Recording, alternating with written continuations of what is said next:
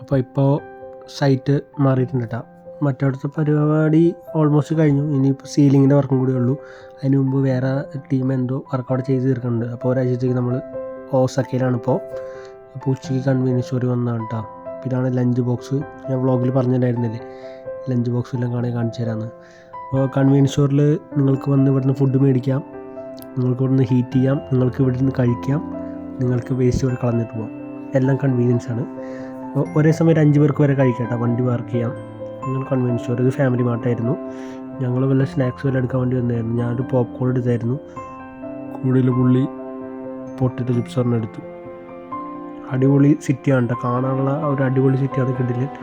കാണാൻ കുറേ കാര്യങ്ങളുണ്ട് ഇവിടെ വന്നു കഴിഞ്ഞാൽ. ട്രിപ്പൊക്കെ ആയിട്ട് വന്നു കഴിഞ്ഞാൽ നമ്മൾ പിന്നെ വർക്കിന് വന്നുകൊണ്ട് ബ്രേക്ക് ടൈമിൽ വെറുതെ, പിന്നെ അത്യാവശ്യം വെയിലൊക്കെ ഉണ്ടായിരുന്നുകൊണ്ട് കുറച്ച് വെയിൽ കൊള്ളാമെന്നുള്ള ഒരു ഇതിൽ കൂടി പുറത്തേക്ക് ഇറങ്ങിയതാണ്. പിന്നെ പോപ്കോൺ ഇവിടെ വേറെ 4-5 ടാക്സ് ഒന്നും ഇല്ല കേട്ടോ. ഒറ്റ ടാക്സ് ഉള്ളൂ. എല്ലാത്തിനുള്ള ടാക്സ് തന്നെ 8% കൊണ്ടുപോയി. അത്യാവശ്യം കഴിച്ചിട്ടും തീർന്നില്ല. നല്ല ക്വാണ്ടിറ്റി ഉണ്ടായിരുന്നു. 138 എണ്ണായി. 138 എണ്ണായി.